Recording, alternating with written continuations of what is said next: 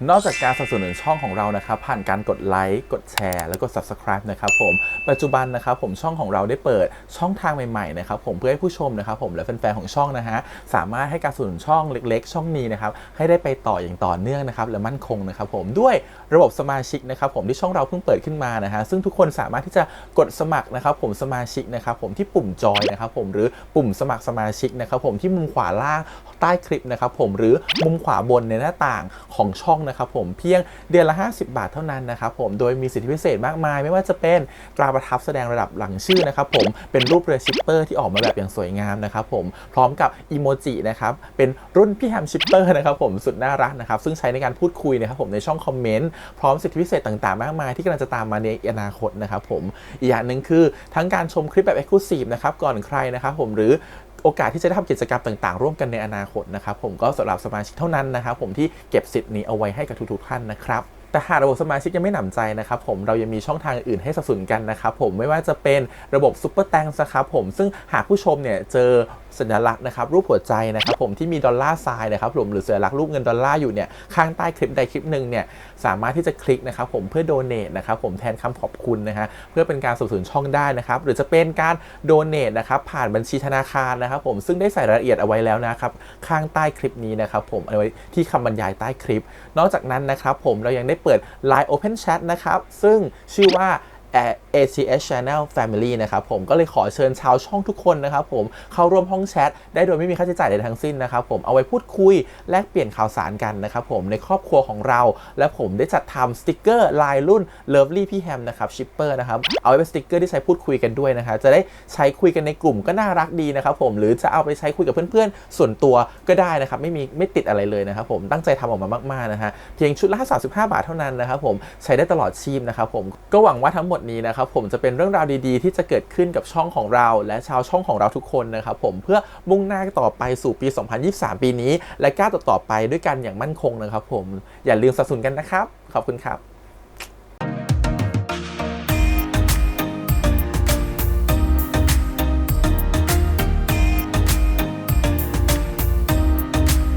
สวัสดีครับยินดีต้อนรับสู่ช่อง ATS Channel นะครับกับพบกันในการ reaction นะผมวันนี้อยู่พี่แฮมนะครับกับการให้ซีรีส์เรื่องปิ่นพักนะครับ Royal Pin นะครับ EP ที่2นะฮะเรื่องราว EP ก่อนเนี่ยก็คือตอนที่หญิงปิ่นเนี่ยเขาได้รู้อยู่แล้วนะครับว่าตัวของอนินเนี่ยจะต้องเหมือนกับว่าไปเรียนเมืองนอกหลังจากนี้จะเกิดอะไรขึ้นนะครับเมื่อทราบความจริงนี้ความสัมพันธ์จะเป็นยังไงการรอคอยที่ยังต้องห่างกันจะเป็นยังไงนะครับผม EP นี้น่าจะเป็นการเล่าเรื่องของการที่ต้องห่างกันดูสิว่าจะเกิดอะไรขึ้นแต่ก่อนอื่นก่อนขอขอบคุณก่อนนะครับผมทาง Idol Factory นะครับผมที่อนุญาตทำ reaction ได้นะครับไปดูกันเลยครับผมกับ The Royal Pin ครับผมปิ่นพัก EP ที่2ไปเลยเราชื่ออนินนะเธอชื่ออะไรเหรอปีนันทิตาเพคะต่อไปก็ไม่ต้องพูดคำราชาศัพท์กับเราเพราะเราเป็นเพื่อนกันแล้วหากไม่มีอนินท์หญิงก็ไม่รู้ว่าจะผ่านช่วงเวลาที่อ้างว้างเปล่าเปลี่ยวมาได้ยังไงเราไม่ทิ้งคุณปิ่นไปไหนหรอกเดี๋ยวคุณปิ่นเหงาเพราะว่าจะส่งอนินไปเรียนต่อที่อังกฤษท่านพ่อจะส่งอนินไปเรียนต่อหรือเพคะ หากท่านหญิงอนินไม่อยู่หญิงปิ่นคงจะเหงามากเลยสินะ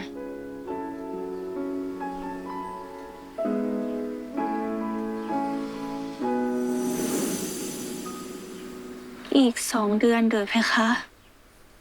ใช่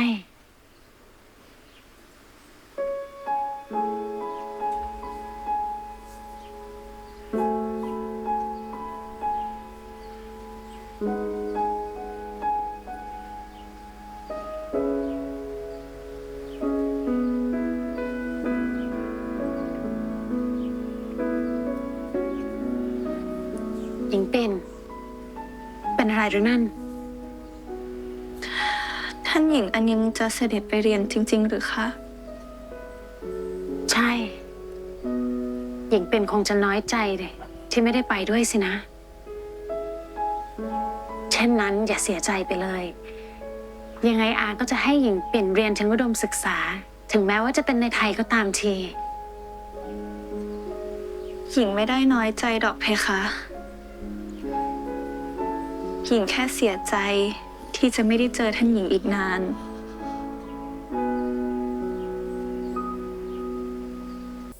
อนินยังเล็กนัก เหตุใดถึงต้องไปร่ำเรียนไกลบ้านไกลเมืองถึงเพียงนั้นด้วยคะ ไปแต่เล็กซีดีได้เปรียบนะ แต่นินไม่อยากไป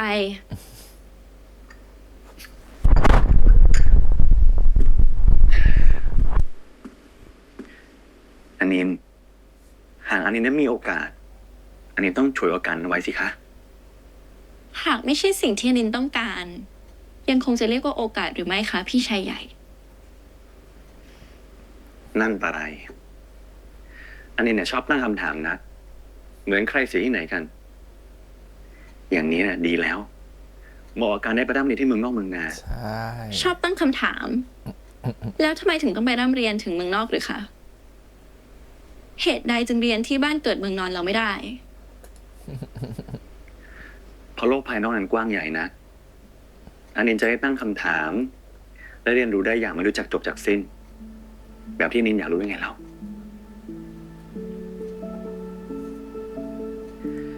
อันที่จริงแล้ว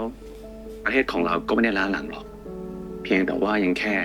ละลังอยู่มาก ทั้งกลัวที่จะตั้งคำถาม หนักกว่านั้นยังกลัวที่จะรู้คำตอบ หากอันนี้ยังคงร่ำเรียนอยู่ที่นี่ สุดท้ายอันนี้ย่อมถูกกลืนกลาย อันนี้เป็นสิ่งที่เมืองนอกให้ได้แต่เมืองไทยให้ไม่ได้จริงๆนะฮะเด็กไทยไม่ค่อยยกมือถามอ่ะ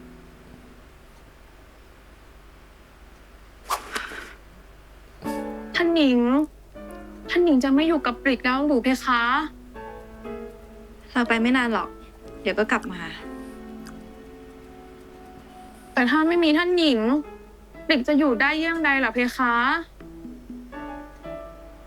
เราขอเสด็จพ่อไว้แล้ว ว่าให้ปริกไปอยู่กับคุณปิ่น คุณปิ่นจะได้ไม่เหงา แล้วปริกก็จะมีคนดูแล มีคนคุ้นกะลาหัวนะหรือเพคะ ใช่ ระหว่างที่เราไม่อยู่ ปริกต้องเป็นหูเป็นตา ดูแลคุณปิ่นให้เราด้วย ได้เลยเพคะปริกจะดูแลคุณปิ่นอย่างดี มดไม่ให้ไต่ใดไม่ให้ตอมเลยเพคะ ช่วงนี้เราต้องเตรียมตัวเดินทางวุ่นวาย คงไม่มีเวลาไปเล่นกับคุณปิ่น คุณปิ่นคงเหงาแย่ จริงเพคะ ป่านนี้คงจะนั่งร้องไห้โศกเศร้าเสียใจ นั่งแกะสลักมะม่วงคลายอารมณ์เศร้า จนหมดตำหนักบัวเป็นแน่ นั่นสินะ เวลาคุณปิ่นโกรธหรือเสียใจ จะชอบนั่งแกะสลักมะม่วง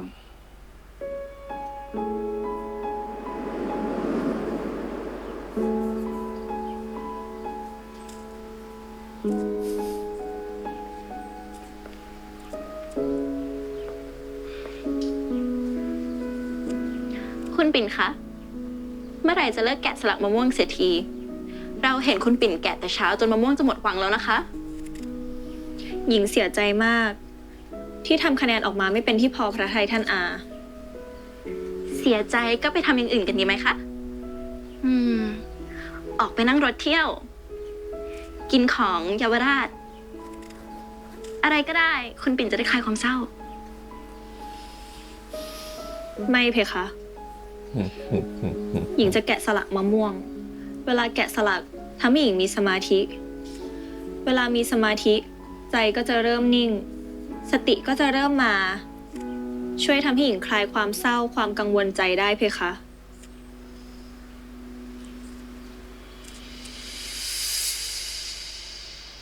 ปริกว่าป่านนี้ บ่าวตำหนักบัว คงเตรียมมะม่วงไว้ให้คุณหญิงปิ่นแกะสลักกันไม่ทันแล้ว ปริก เราเป็นห่วงคุณปิ่นเสียจริง ปริกไปอยู่กับคุณปิ่นเสียตอนนี้เลยดีกว่า คุณปิ่นจะได้ไม่เหงา ทรงพระปรีชายิ่งนักเพคะ เดี๋ยว เพคะ ฝากเรียนคุณปิ่นว่า หากเราจัดการเรื่องเรียนเสร็จเมื่อใด เราจะไปเยี่ยมคุณปิ่นเอง เพคะ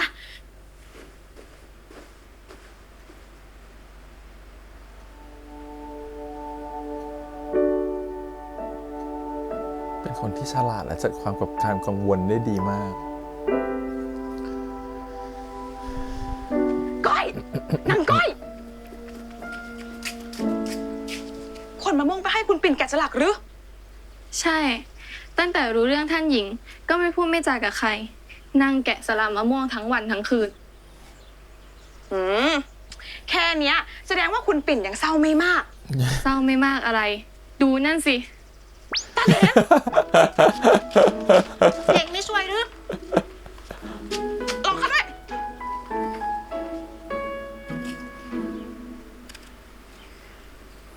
ท่านหญิงให้ปริกมาอยู่ด้วยงั้นหรือเพคะ ท่านหญิงทรงรับสั่งว่าช่วงนี้คงวุ่นวายเรื่องการเดินทาง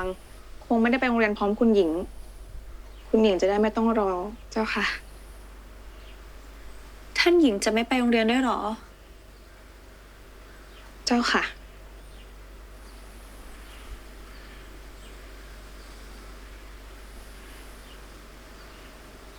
หากเป็นเช่นนั้น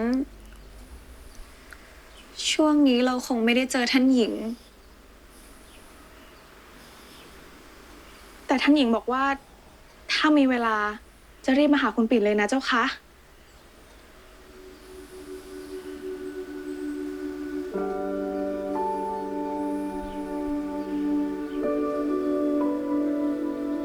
เขียนดอลลี่อายน้องสวยมากเลยอะชอบ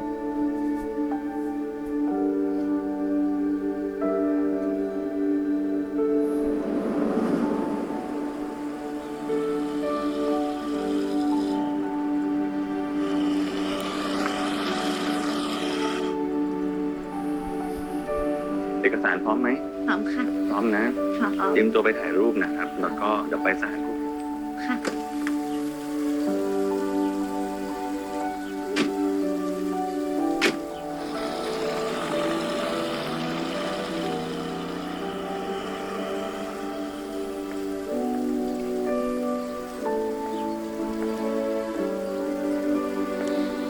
กะว่าจะมาเจอก็ไม่เจอเขาก็ออกไปทำวีซ่า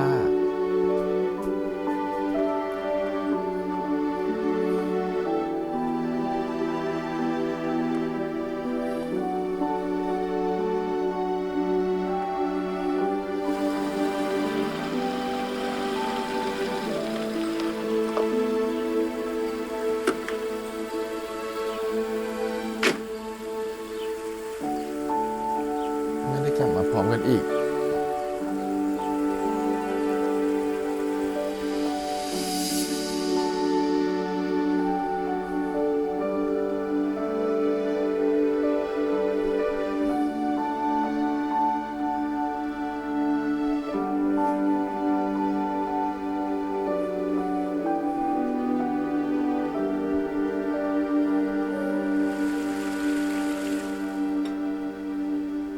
น่ากินอ่ะ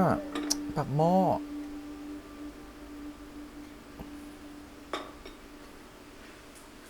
ข้าวเกรบปักหม้อเพคะเสวยสักหน่อยนะเพคะ เมื่อเช้าก็เสวยอาหารไปเพียงแค่หยิบมือ แค่คิดว่าอนินท์จะไม่อยู่ เราก็กินอะไรไม่ใคร่ลงหรอก ท่านหญิงอนินทรงสบายดีไหมเพคะ หม่อมฉันไม่เห็นพระพักตร์มาหลายวัน อนินท์ต้องเตรียมตัวเดินทางแล้ว ออกไปทำธุระแต่เช้ากับท่านชายแทบทุกวัน นี่อยู่วังเดียวกันแท้ๆยังแทบไม่เจอหน้ากันเลย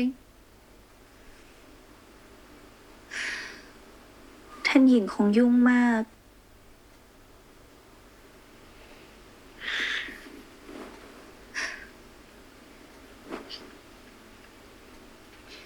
อย่าทรงเสียพระทัยไปเลยนะเพคะ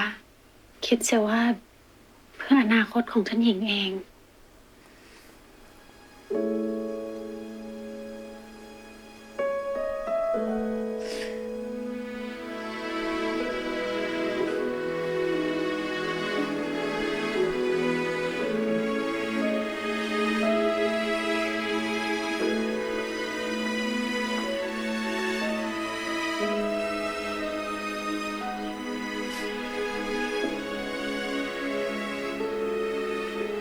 อ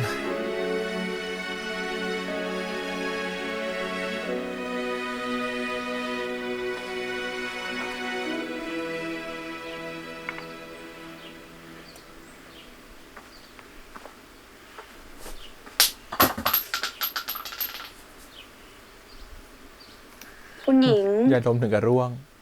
คุณหญิงอย่าร้องไห้เลยนะเจ้าคะ ดูอย่างปริกสิปริกรักท่านหญิงอนินท์ขนาดตายแทนได้ ปริกยังไม่ร้องไห้เลย เราต้องยินดีเพื่ออนาคตของท่านหญิงนะเจ้าคะ หากท่านหญิงอนินท์ไม่อยู่ ปริกจะไม่เหงา ไม่เศร้าบ้างหรืออย่างไร เหงานะเหงาแน่ๆเจ้าค่ะ แต่ถ้าว่าประเดี๋ยว ท่านหญิงก็เสด็จกลับมาแล้ว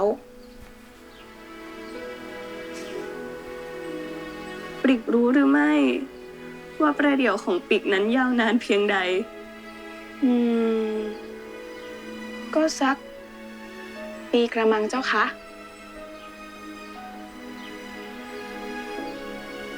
มากกว่า 5 ปีนะปริก ไม่ใช่สักปี 7 ปี 7 ปี 7 ปีเลยหรือเจ้าคะ เรากลายเป็นเพื่อน นั่นมันครึ่งชีวิตของหม่อมฉันเชียวนะเจ้าคะ แล้วปริกจะอยู่ได้อย่างไร แล้วปริกจะทำเช่นไร ที่แท้แล้ว ปริกไม่รู้นี่เอง ว่าท่านหญิงไปยาวนานถึงเพียงนั้น ไม่เป็นไรนะ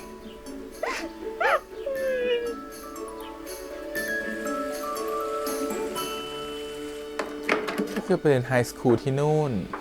แล้วก็ต่อมหาลัย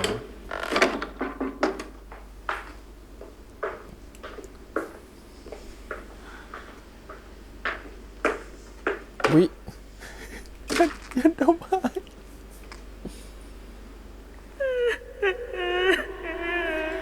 มันเสียงเหมือนผี เสียงปริกแน่เลย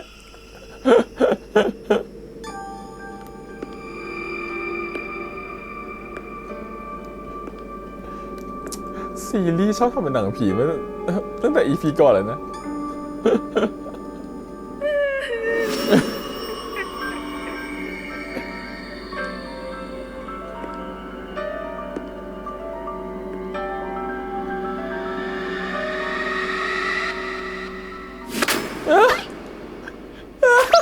ท่านหญิง ไม่นอนเลยใต้เตียง เป็นอะไรของปริก กอดเก็บไว้ไงไปคะ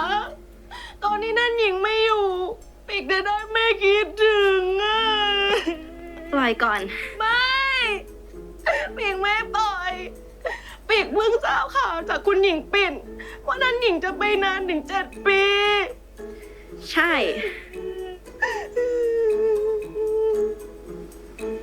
แล้วคุณปิ่นเป็นอย่างไรบ้าง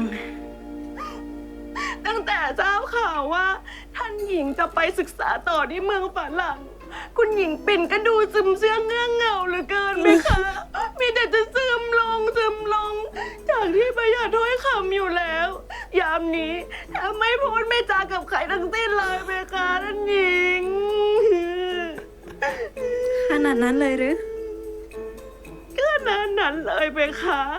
ตอนนี้ทางตำหนักบัวไม่มีใครกล้าพูดถึงเรื่องที่ท่านหญิงจะเสด็จไปเมืองฝรั่งเลยไหมคะ ไหนเล่าให้เราฟังสิ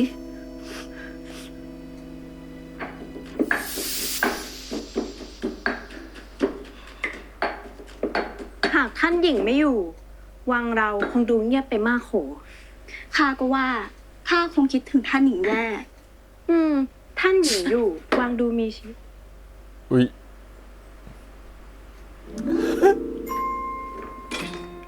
บ่าวขอโทษเจ้าค่ะ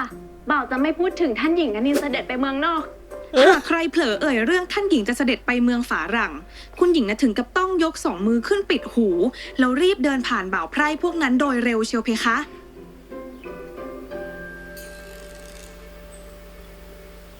คุณเปลี่ยนเป็นเรื่องอะไรบ้าง แกะสลักมะม่วงหมดวังแล้วหรือไม่ ตอนนี้มะม่วงก็เอาไม่อยู่แล้วนะปิก นู่น แกะสลักมะละกอแทนเล่า อ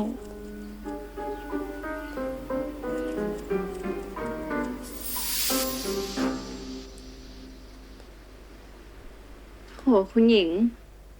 ถึงขั้นแกะสลักมะละกอ เช่นนี้คงเสียใจมาก ยังไม่จบแค่นั้นนะเพคะ ยังมีอีกหรือ มีอยู่คราหนึ่ง ท่านหญิงปัดเผลอหลุดแจ้งข่าวว่า ท่านหญิงอนินท์ทรงกำหนดวันเดินทางได้แน่นอนแล้ว เสด็จกำหนดวันเดินทางให้ท่านหญิงอนินท์แล้ว หญิงปิ่นทราบเรื่องแล้วหรือยัง ยังเพคะ ท่านหญิงเสด็จเมื่อไหร่เพคะ อีก2 อาทิตย์ น้ำตาของคุณหญิงก็แทบจะร่วงคอเอาเสียตรงนั้นเลยเพคะ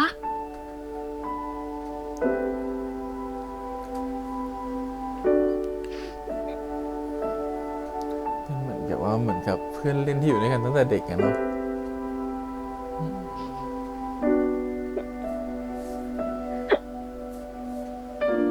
แล้วปริกรู้ได้ไง ว่าคุณปิ่นแอบไปร้องไห้ หนูฉันแอบไปเงี่ยหูฟังที่หน้าประตูห้องนอนกับคุณหญิงปิ่นเพคะ สู่รู้อย่างเคย คุณหญิงปิ่นร้องไห้สะอึกสะอื้นน่าสงสารเหลือเกินเพคะท่านหญิง น่าสงสารเสียจนปริกเนี่ยแทบจะถลกผ้านุ่งวิ่งมาทูลท่านหญิง ให้ทรงเปลี่ยนหัตถ์ไทยให้มีไปแล้วได้หรือไม่เพคะ เที่ยงนั้นเลยหรือ เยี่ยงนั้นเลยเพคะ คุณหญิงสะอื้นปริ่มปานว่าจะขาดใจเพคะ สงสัยเราคงต้องไปปลอบใจคุณปิ่นเสียแล้ว ชอบที่แบบชื่อวังแบบโลตัสอะวังบัว แล้วก็แบบมีดอกบัวสวยๆอันนี้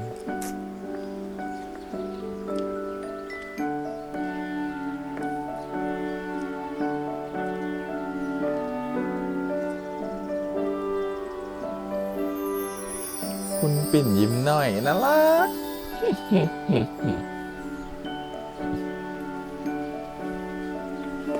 คุณปิ่นยิ้มแล้ว อนินท์ ไม่เจอคุณปิ่นเสียนานอนินคิดถึงจะแย่ ก็อนินท์ธุระเยอะนี่คะแทบไม่มีเวลาเที่ยวเล่นเลย นั่นสิ น่าเบื่อเสียจริง ต้องไปทำธุระนู่นนี่ เราเหนื่อยและขี้เกียจเหลือเกินคุณปิ่น อนินท์ยังไม่ทันไปไหนไกล หญิงก็ไม่ได้เห็นหน้าอนินท์เสียแล้ว แต่ตอนนี้อนินทำธุระเสร็จแล้วนะ ต่อจากนี้ก็จะได้เห็นหน้าอนินจนเบื่อเลย ใครจะเบื่ออนินท์ลงแล้วคะ งั้น คุณปิ่นทำสละ100 แก้วให้อนินกินได้หรือไม่ เราอยากกินสละ100 แก้วฝีมือคุณปิ่นจะแย่ ไปกันเถอะ ไปค่ะ ช่วยทานมะม่วงและมะละกอที่แกะสลักไปด้วย เต็มวังเลยนะตอนนี้ กินกันไม่ทันแล้วเนี่ย ท่านหญิง ท่านหญิง ปริกเอาว่าวลงหรือยังเพคะ ปลิกก็โดนทิ้งเฉย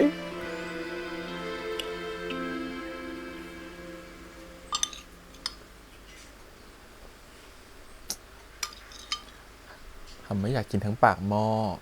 อยากกินทั้ง เหตุใดถึงไม่กินเรา สละ100 แก้ว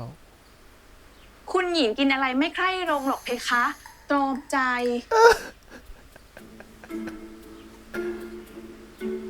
อนินท์เสวยเถิดค่ะ ทำไมล่ะคะ เหตุใดถึงกินไม่ลง ก็ยังทำใจที่ท่านหญิงจะไม่อยู่ ยังไม่ได้ไงเล่าเพคะ ปริก โอ้ เพคะ ไม่พูด เรา สั วาก น เรื่อง หน่อย วันอะไรหรือเพคะ หวันเงียบ วานให้ไปไกลๆ ไปไหนก็ได้ ไปนาน น้อมรับดังเด็กเพคะ งั้น ปิดคอนะเพคะ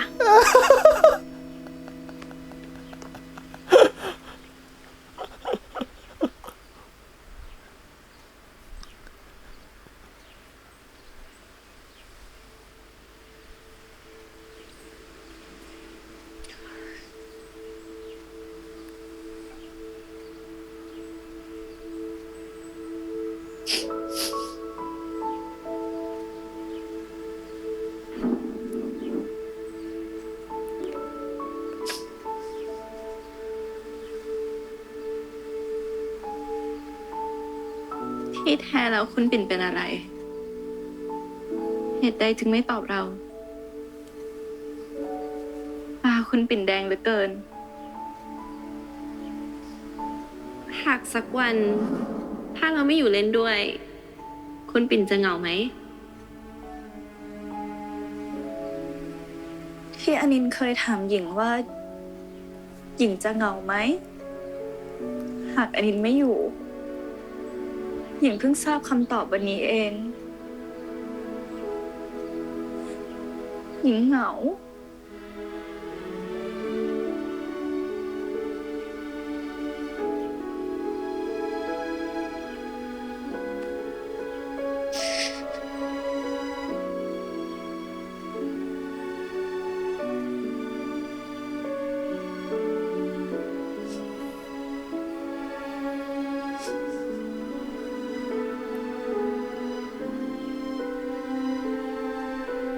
หญิงไม่อยากให้อนินอยู่ห่างเลย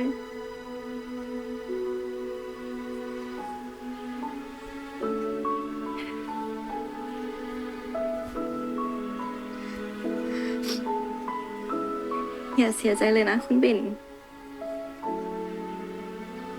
เรามาใช้เวลาที่เหลือ ให้เป็นวันที่ดีนะ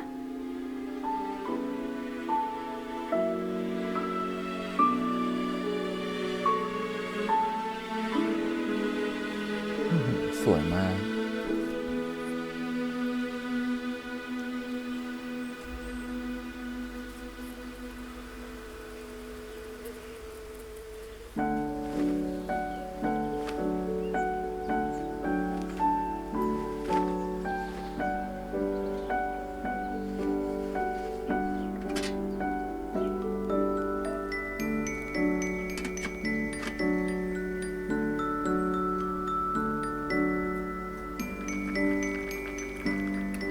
ทำอะไรวันเนี้ยทำให้พี่หิวตอนตี 2อีกแล้วเนี่ย ตั้งแต่อาทิตย์ที่แล้วแล้วนะ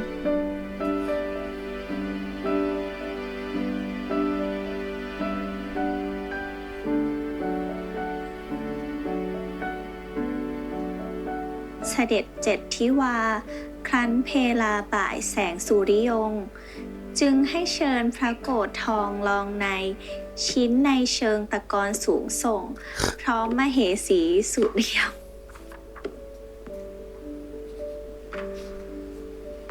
อุ้ยน่ารักอ่ะ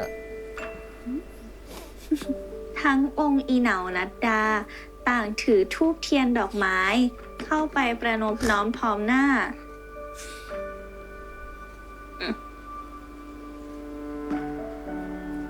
สารพันเครื่องหอมซัดใส่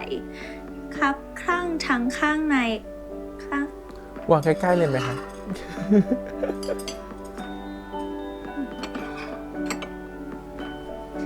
ดูเปลวอัคคีชัชวาน นางยิ่งระทนสลดจิต อะไรให้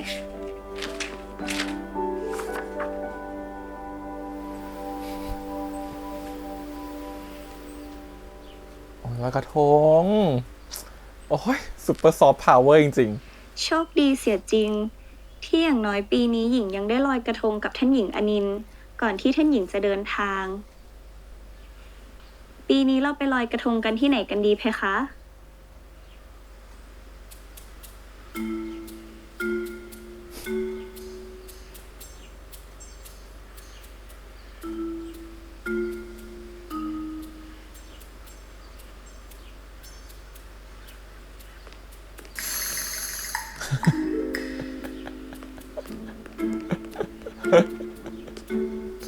ผู้หญิงเรียบร้อยซะที่ไหน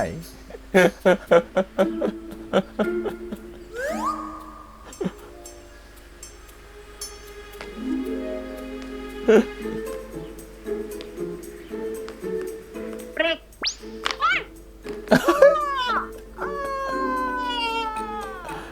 อนินท์เล่นอะไรเพคะ มาช่วยหญิงทำกระทงก่อน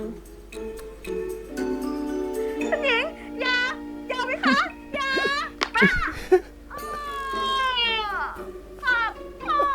เนี่ยสมัยก่อนเนาะปัดก้านกล้วยให้ไปโดน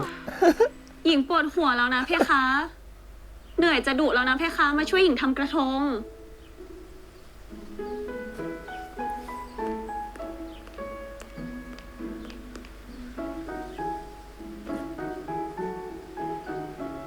ก็อันนินอยากฟังคุณปิ่นบ่นเยอะๆตุนเอาไว้ เดี๋ยวอันนินจะไม่ได้ยินหลายปีนี่นา ถึงเวลานั้น หญิงคงเหงาปากแย่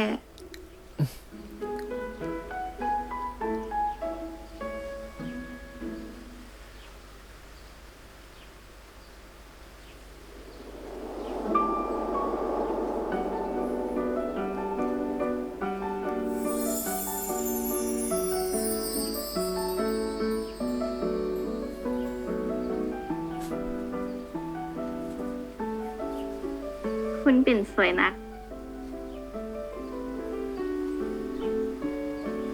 อย่าเปลี่ยนเรื่องเพคะ ช่วยหญิงทำกระทง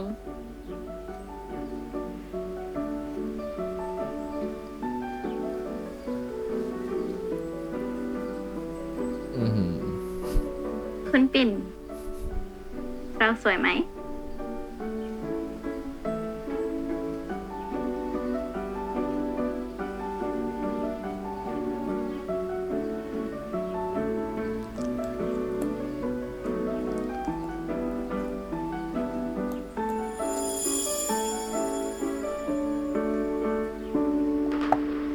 เอามาเร็วกระทงสวยๆ2 บาททางนี้เลยจ้า เอาไหมจ้า ทำมาเองแล้วจ้า ไม่ได้ซื้อนะจ้าวันนี้ขอโทษทีนะ ใหญ่ด้วย 2 บาทจ้า2 บาทจ้า คนมาลอยกระทงเยอะเลยค่ะ คุณปิ่น ใช่ค่ะ กระทงเลยจ้ากระทงสวยๆ2 บาททางนี้เลยจ้า กระทงสวยๆเลยค่ะ จะพูดถึงกระทงนี่เป็นสิ่งที่แบบเข็มเนี่ยเยอะมากเลยนะในกระทงเราก็ไปอยู่ในทะเลเป็น คุ เห ณ ล็ก ปิ่นเป็นอะไร อย่าง คะ หญิงว่า หญิงเห็นคนรู้จักท่านอาปัดค่ะ งั้นเราไปลอยกันที่อื่นดีกว่าค่ะ ค่ะ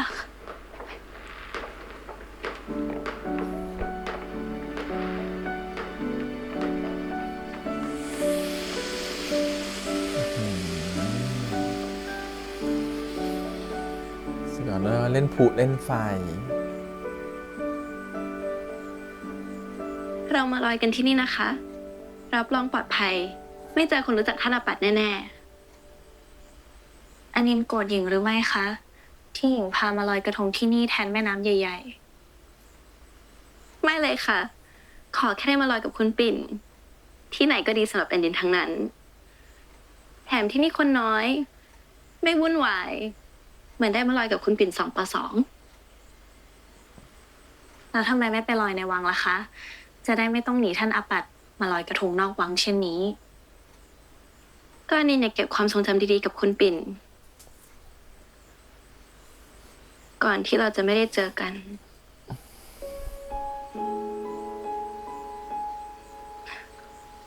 เรามาลอยกระทงกันดีกว่าค่ะ ค่ะ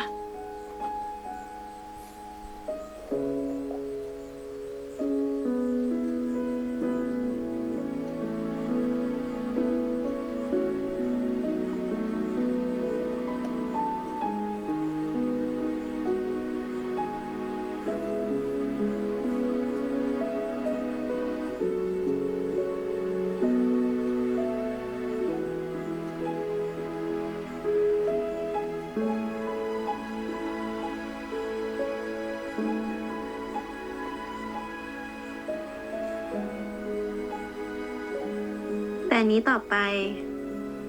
ระหว่างที่เราไม่อยู่ ขอให้คุณปิ่นเจอแต่สิ่งดีๆนะคะ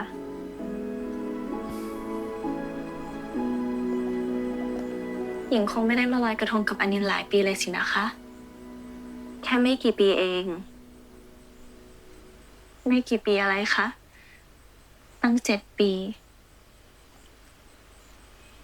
เราจะตั้งใจร่ำเรียน และกลับมาก่อนกำหนดให้ได้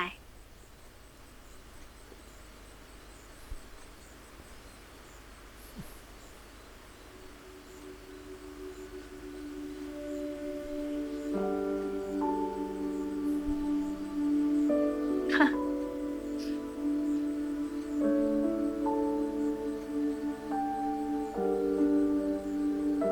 ทำคุณปิ่นร้องไห้อีกแล้วหรือ เห็นหน้าเราทีไรคุณปิ่นก็ร้องไห้ทุกที ต่อให้ไม่เห็นหน้า ก็ไม่ได้หมายความว่าหญิงจะไม่ร้องนี่คะมันไม่ได้ทำหญิงร้องไห้หรอกค่ะ หญิงร้องของหญิงเอง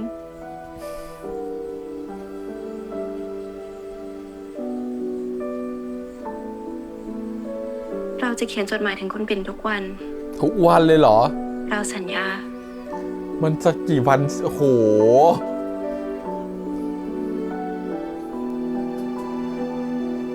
ปีหนึ่งก็คือ365ฉบับ ยิ่งกว่าไดอารี่ มือถือชัดๆ โทรหาทุกวัน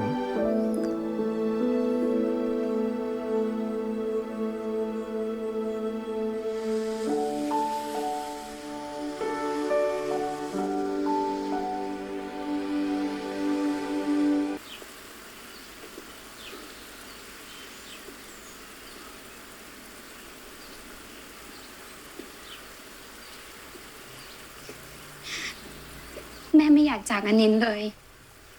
เขียนจดหมายมาหาแม่บ่อยๆนะลูกนะ ค่ะ เท่ากับว่าต้องเขียนวันละ2 ฉบับ แม่1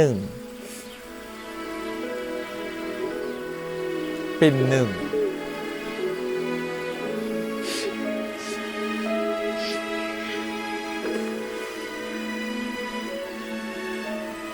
ได้เวลาเดินทางแล้วท่านแม่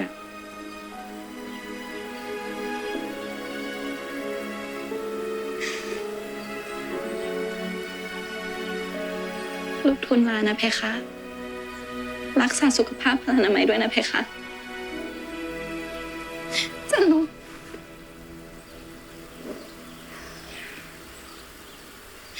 แต่ในนี้นะ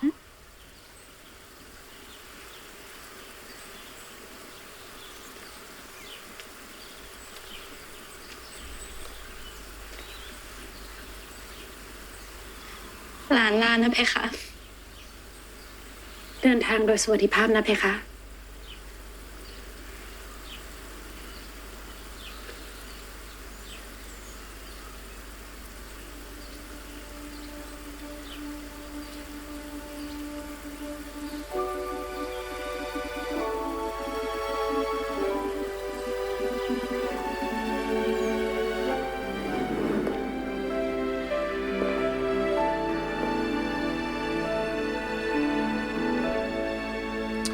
เข้าไปแบบว่าลาแบบจริงๆจังๆยืนได้แค่มองเนาะแล้วก็ให้เขาไป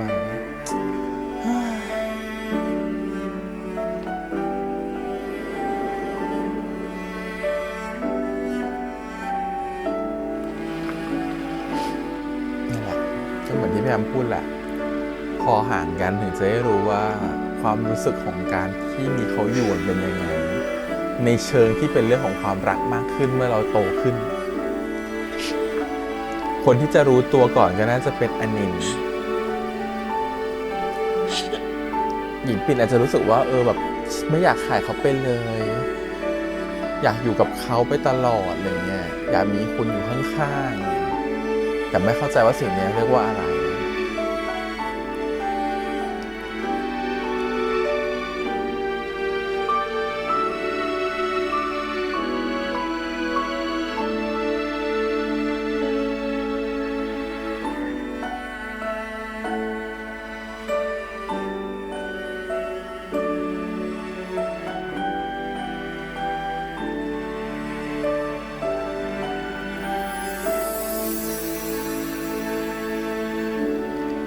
หลายเดือนเนาะมีคนบอกว่าจะบอกว่า7 ปีผ่านไป ในบอกจะเขียนมาทุกวันไง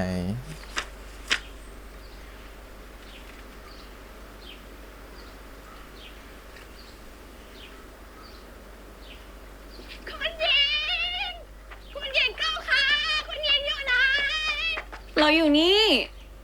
อยู่นี่นี่เองโอ๊ยปิดตามหาตัวอยู่ตั้งนาน2 นานอยู่นี่นี่เอง มีอะไรเล่าปิก จดหมายจากท่านหญิงอนินท์เจ้าค่ะ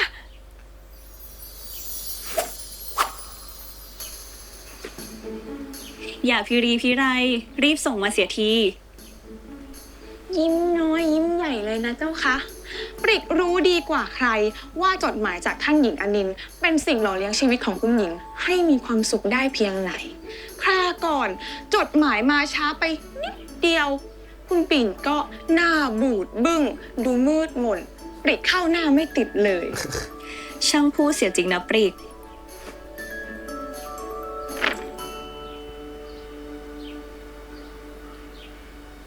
แต่เรื่องจากการส่งจดหมายสมัยก่อนเหมือนกันเนาะกว่าจะมาถึงกันได้เนี่ยแล้วก็คือแบบโหไปรษณีย์ไทยตอนนั้นคือต้องเลิศมากอะ ฉบับนี้ของปริก คิดถึงปริกใจแย่เอ้าคุณหญิงไม่อ่านจดหมายหรือเจ้าคะ เรื่องอะไรจะอ่านให้ปริกเห็นเราไปดีกว่า นั่นแน่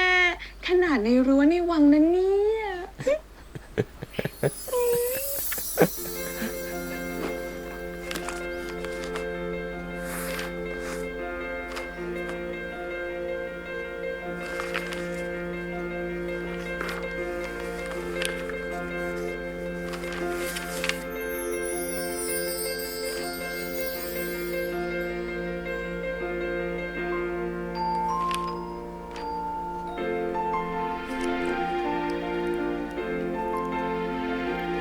ส่งเป็นแบบว่าโปสการ์ดหนึ่งแทน1 วัน แล้วก็ส่งมาทีละเป็นหลอด ยามนี้ล่วงเข้าสู่ฤดูใบไม้ร่วงแล้ว อากาศที่นี่ยังคงหนาวเย็นอย่างเคย ดีเหลือเกินที่วันนี้เป็นวันอาทิตย์ เราเลยเอาแต่นอนอุตุอยู่บนเตียงจนตะวันโด่ง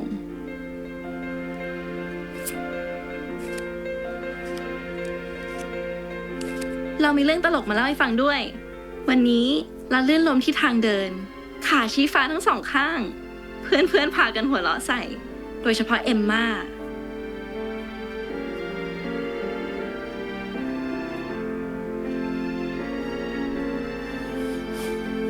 เอมม่าแต่ขำไม่หยุด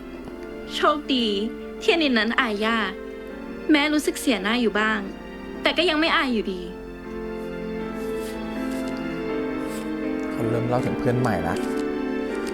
วันนี้โรงเรียนพาไปชมนิทรรศการศิลปะที่มิวเซียม เราชอบเหลือเกินคุณปิ่น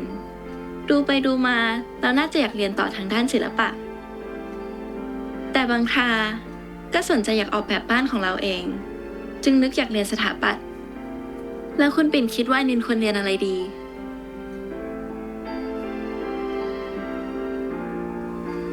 ช่วงนี้ที่บ้านเราคงเป็นช่วงปลายฝนต้นหนาว กบเขียดคงร้องกันระงม จนคุณปิ่นนอนไม่หลับเป็นแน่ นานแล้วที่นินไม่ได้ยินเสียงกบร้องตอนฝนตก ฝนของที่นี่เงาๆ เงียบๆเหมือนผู้คน ฝนของอังกฤษอะ ไม่ เนาะ คลึกครื้นเป็นกบล่าเริงอย่างบ้านเรา เวลาอังกฤษฝนตกนี่คือดู อัน แบ นิ บ นอยู่ที่นี่มานานแล้ว แต่ก็ยังไม่คุ้นชินเสียที ดูหม่นหมองมาก อันนินคิดถึงเสด็จพ่อ ท่านแม่ ท่านพี่ คิดถึงปริก ที่คิดถึงกว่าใคร คิดถึงจนบางครา ก็ร้องไห้ออกมา อันนินคิดถึงคุณปิ่น โอ้ยแล้วไม่หยดน้ำตาลงไปที่ตัวอักษรโอ้ย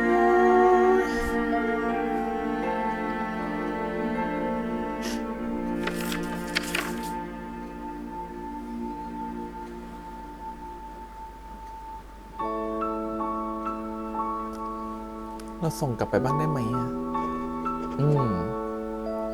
เขียนส่งกลับไป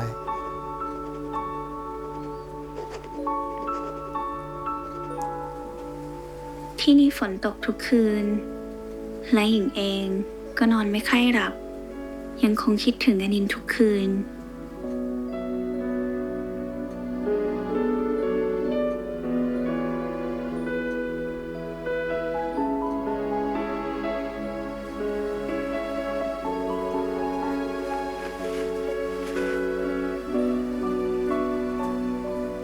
สวยกับเป็นตุ๊กตาอย่างนี้ด้วยเนาะ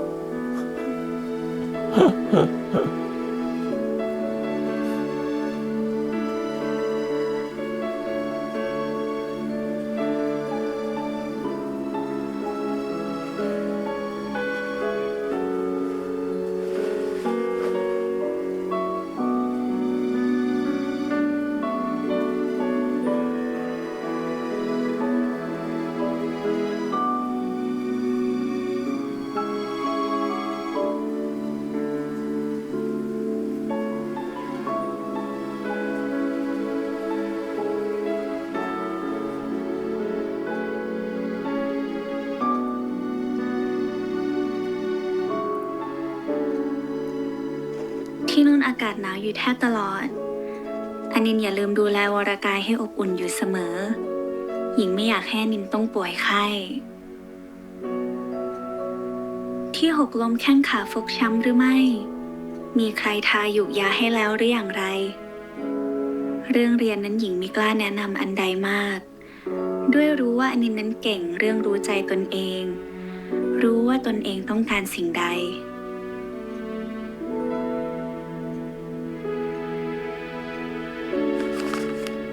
โปสการ์ดบันทึกประจำวันของอนินหญิงเก็บไว้ทุกใบใส่หีบเป็นอย่างดีและหญิงยังคงกาปฏิทินทุกวันนับวันรออนินกลับมา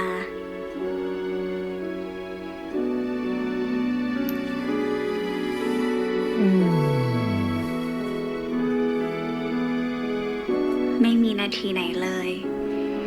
ที่หญิงจะไม่คิดถึงอนิน ชอบวิธีการเล่าของเขานะเขาทำเหมือนพวกเลิฟเลตเตอร์เราเขียนกลับกันไปเขียนกลับกันมาจดหมายกว่าจะมาถึงก็ 3-4 เดือน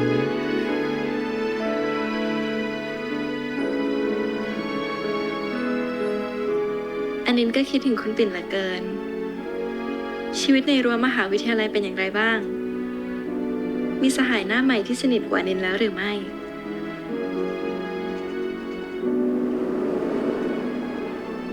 ตอนนี้หญิงเป็นนิสิตคณะอักษรศาสตร์ได้ครบปีแล้ว โลกนอกวังช่างกว้างใหญ่นัก หญิงมีเพื่อนมากมาย ที่สนิทที่สุดชื่อว่าสุนีและธนิตแต่อนินไม่ต้องน้อยใจ เพราะไม่มีสหายคนไหนสำคัญไปมากกว่าอนิน คุณปีนมานั่งอยู่ตรงนี้ เราตามหาตั้งนานค่ะ เอานี่ คุณปิ่นเขียนจดหมายหาท่านหญิงอีกแล้วหรือ ใช่จ้ะ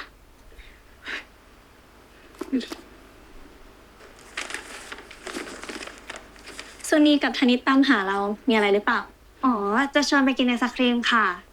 บ่ายเนี้ยไม่มีวิชาเรียนแล้ว จะรีบกลับบ้านก็นึกเบื่อ นึกได้ว่าวันนี้พี่กวินจะมารับ เลยจะชวนพี่ชายเป็นเจ้ามือเลี้ยงไอศครีมค่ะ เฮ้ยอยากจะกินไอศครีม หรืออยากจะเป็นแม่สื่อแม่ชักให้พี่ชายกันแน่ คุณปินอย่าไปสนใจที่ทางนี้พูดเลยนะคะ พี่ชายมาจีบอ่ะ พี่ชายมาพอดีเลยค่ะ ตาย สวัสดีครับคุณหญิงปิ่น ตาย ฉันตายเลย สวัสดีค่ะ พี่สุนีชวนเราคงไปไม่ได้หรอกนะ เราต้องรีบกลับวัง เดี๋ยวท่านอาปัตย์จะเป็นห่วง เสียดายนะคะ ไม่เป็นไรครับดังนั้นกี้ขอไปส่งคุณหญิงปิ่นที่ตำหนักนะครับ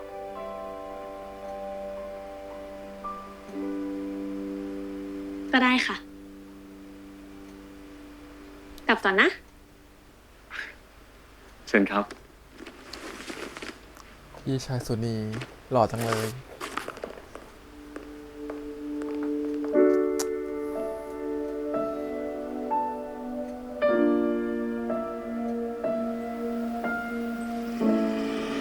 เดี๋ยวก่อนเมื่อกี้คืออะไร เมื่อกี้การมองแบบใด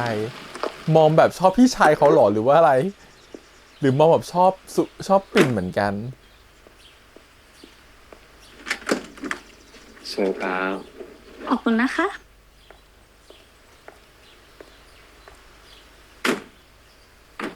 ไปดื่มน้ำดื่มท่าทักทายอาปัตย์ก่อนไหม ไม่ดีกว่าครับ เอาไว้เจอกันวันหลังนะครับ ค่ะ พี่ชายเราเขากลัวท่านอาปัตย์น่ะ งั้นเจอกันวันจันทร์นะคะ คุณปีน ค่ะ รู้แล้ว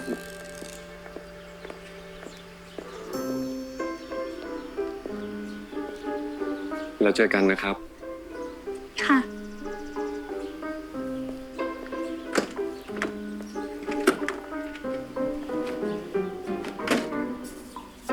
พูดยังไม่ทันขายคำแต่ EP ก่อนว่า วันนี้ต้องมาถึง สวยกันขนาดนี้วันที่ผู้ชายต้องเข้าหา คุณหญิง คุณชายเกื้อเกียรติมารอพบอยู่ที่ห้องรับรองเจ้าค่ะ เห็นไหมฉันบอกแล้ว คุณเกื้ออีกแล้วหรือ เจ้าค่ะ คุณหญิงเนี่ย หัวกระไดไม่แห้งเลยนะเจ้าค่ะ จะประโยคนี้เลย คนห จับ นึ่งมา ปริ ส่งอีกคนมารอ ปรีก ประโยคนี้เลยครับ พูดเรื่อง ปิ๊ จ ก ริงเหรอเจ้าคะ เราก็ไม่อยากให้เป็นแบบนี้หรอก ฝั่งเพื่อนเรายังพอปฏิเสธได้ แต่คุณเกื้อนี่สิ ปฏิเสธยากนะ นั่นสิเจ้าคะ คุณชายเกื้อเกียรติก็ฉลาดนักหมั่นเข้าหาเท้าผู้ใหญ่ อ้างท่านหญิงปฐมิกาบ้างล่ะ ท่านชายอานนท์บ้างล่ะ เพราะเป็นพระสหายของท่านชายรอง เราถึงได้เกรงใจอยู่เยี่ยงนี้ ปริก ไปกับเราด้วยนะ ปริกต้องช่วยเรา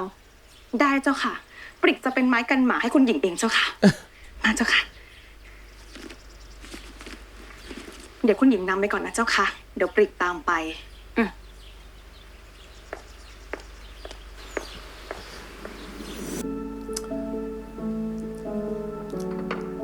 แต่คุณกวินเมื่อกี้คือใครคุณนะหน้านักแสดงมากเลยอ่ะ เหมือนเคยเห็นที่ไหนจำไม่ ส ได้ วัสดีค่ะ คุณเกื้อ สวัสดีค่ะน้องหญิง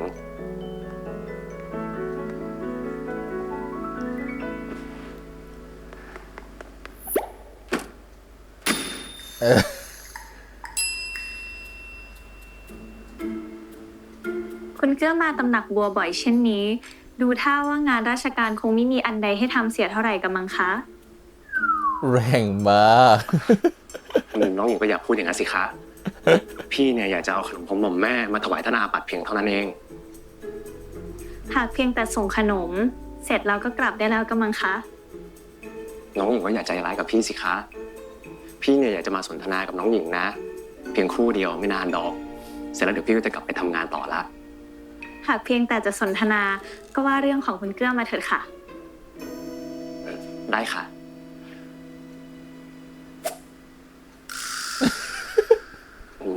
ถ้าอย่างนั้น ฉันวานปริก ปริก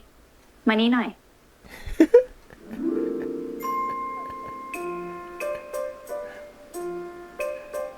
อยู่นี่แหละ เจ้าค่ะ หากคุณเกื้อมีธุระอันใดให้เรียกหาพี่ก้อยแทน งั้นไม่เป็นไรค่ะ ว่าแต่ค่ำนี้เนี่ย น้องหญิงว่างหรือไม่คะ พี่อยากจะชวนน้องหญิงไปทานข้าวนอกวังนะ ไม่ได้หรอกค่ะ วันนี้ท่านอาปัดเตรียมอาหารไว้เรียบร้อยแล้ว งั้น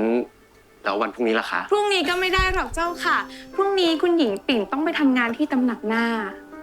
งั้นวัน ช่วงนี้หญิงยุ่งนะคะ แต่เจอเรื่องงานในวังอีก ช่วงนี้หญิงเรียนด้วยแล้วก็ใกล้สอบแล้วค่ะ ก็ต้องเตรียมอ่านหนังสือสอบ ได้ค่ะ ถ้าอย่างนั้นเดี๋ยวพี่จะรอน้องหญิงสอบเสร็จก่อนแล้วกันนะคะ ค่ะ ทานขนมของหม่อมแม่พี่ไหม ปฏิเสธยากด้วย คนใกล้ตัว ได้เป็นเทอมๆไป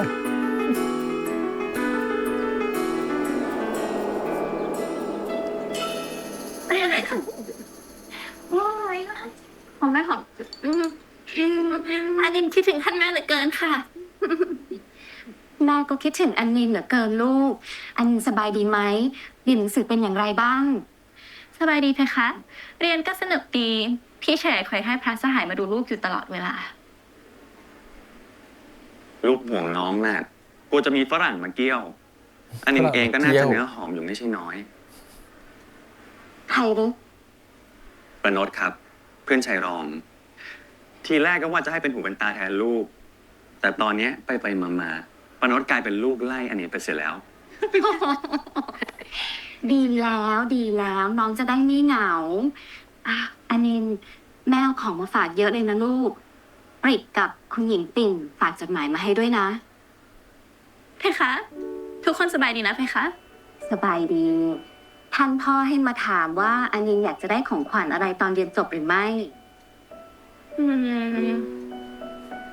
ท่านพ่อจะให้ลูกได้ทุกอย่างเลยดิเพคะ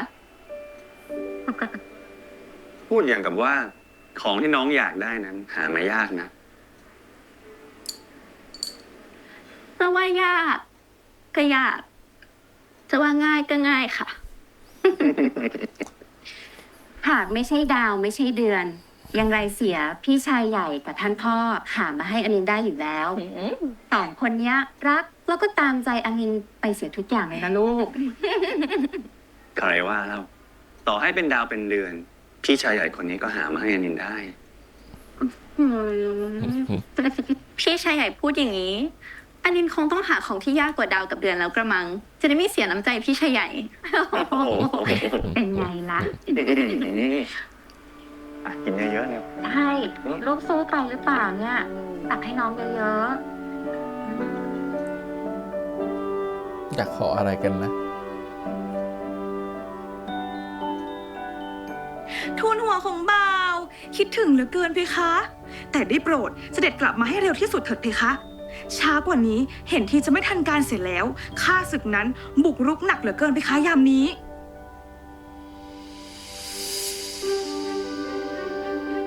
ทำไมดูเชียร์นายตัวเอง ๆ ให้ รอ ช เรา อบ กลับ จั ไป ง ก่ เล อน ย เถิด เราจะทวงพื้นที่เราคืน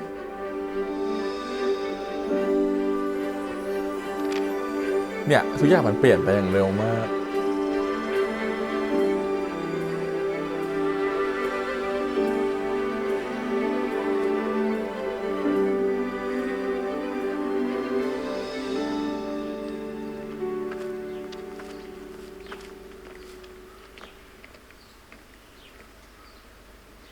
ท่านอาพอจะทราบหรือไม่เพคะว่าลานดินถัดจากตำหนักบัว เสด็จมีพระราชประสงค์ให้ปลูกสร้างสิ่งใดกัน นึกว่าหญิงปิ่นจะรู้ดีกว่าใครซะอีก อย่างไรหรือเพคะ เสด็จรับสั่งให้สร้างตำหนักตรงลานดินนั้น เพื่อประทานเป็นของขวัญแด่ท่านหญิงอนิลพัฒน์ในยามเสด็จกลับไทยหลังเรียนจบชั้นอุดมศึกษาน่ะ มา สร้า ละ งตำหนักหรือเพคะ ตำหนัก ท่านหญิง แย ทรง ก ประสงค์อยากมีตำหนักเล็กๆ อยู่ข้างตำหนักบัว ปลูกสนล้อมรอบไว้ให้ดูสูงหนารกครึ้มและประทานนามไว้แล้วว่าตำหนักสน จะได้เป็นที่ของเขากับ ตำหนักสนหรือเพ ปิ่น คะ ไม่มีใครมองเห็นจากที่ไกลๆว่าทำอะไรกันอยู่ในนั้น ท่านหญิงอนินท์นั้นยังมีความคิดพิเศษกว่าใครเหมือนเคย ใช่ แบบของตำหนักถึงจะแลดูงามเข้าที เพียงแต่เล็กนะ มีใครเหมาะสมคู่ควรกับพระยศพระเกียรติของท่านหญิงสักเท่าใด เหตุใดจึงประสงค์จะประทับอยู่ในบ้านหลังเล็ก ไหนจะเรื่องที่มาหลบอยู่เสียท้ายวังอีก ดูก็รู้ว่าจุดประสงค์คือ คุณ อะ ปิ่น ไร ดูนี่สิคะ นี่คือบ้านในฝันของอนิน เล็ก แต่หลังเล็กกว่าตำหนักหน้าอยู่โขเลยนี่คะ เราว่าอบอุ่นดี ที่แคบๆเล็กๆ มองไปตรงไหนก็เห็นกันเสมอ ดูชวนฝัน เราว่าจะปลูกตำหนักเราไว้ใกล้ๆตำหนักบัว คุณปิ่นจะได้มองเห็นเราตลอดเวลา ใครจะอยากเห็นอนินท์ไปตลอดกันเล่า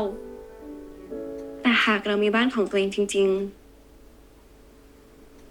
เราจะชวนคุณปิ่นมาอยู่ด้วยกัน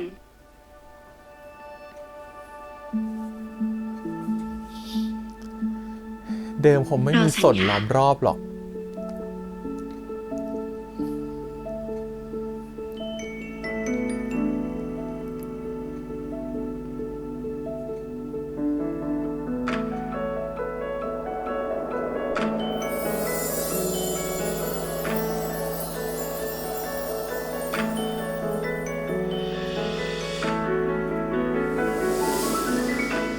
หญิงปิ่นเป็นอะไรหรือ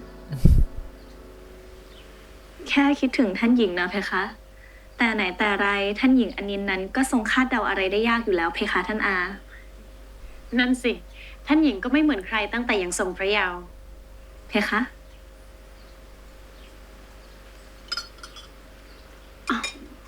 อีกไม่นาน วังของเราจะมีงานใหญ่ จะมีงานมั่นของท่านชายอนันต์กับคุณหญิงปาราวตีที่วัง จริงหรือเพคะ ยินดีกับท่านชายด้วยนะเพคะ เราจะต้องจัดงานให้สมพระเกียรติ หญิงปิ่นเตรียมตัวช่วยอาด้วยนะ เพคะ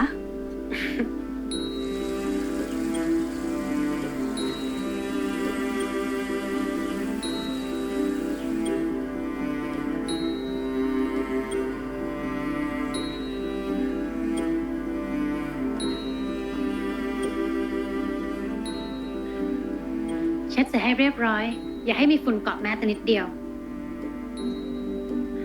โต๊ะเอาไปไว้ตรงนี้เลย เช็ดให้เรียบร้อยด้วยนะ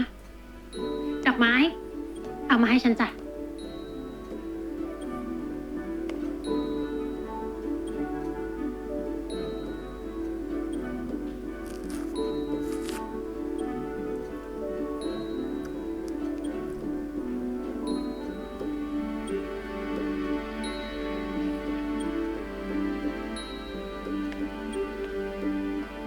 ท่านหญิงเพคะหม่อมฉันจะปรึกษาเรื่องอาหารเชิญทางนี้หน่อยเพคะ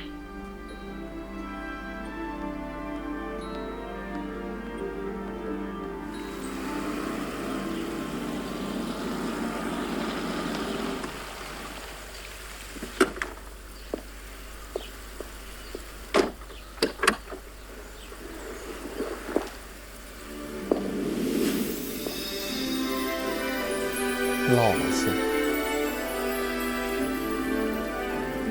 ปริกเอาไปวางไว้ที่โต๊ะข้างนอกนะ เจ้าค่ะ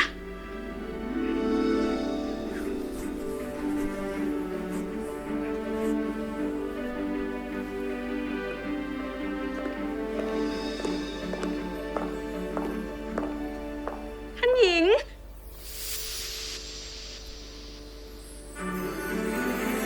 กลับมาแล้วจ้า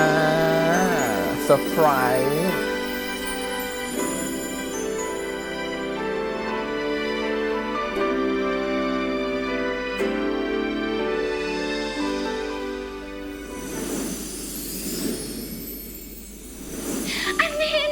อันนี้คิดถึงท่านแม่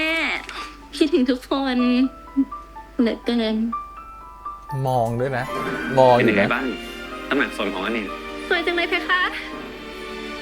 คุณปิ่นนั้นโซฮอตนะ เห็นทีเราต้องหาทางใกล้ชิดคุณปิ่นทำคะแนนบ้างแล้ว ท่านเอาว่าอย่างไรนะเพคะ ท่านหญิงอยากส่งน้ำอยากขัดพระราชวีหรือเพคะ คุณปิ่นโกรธเราเหรอ เราขอโทษนะ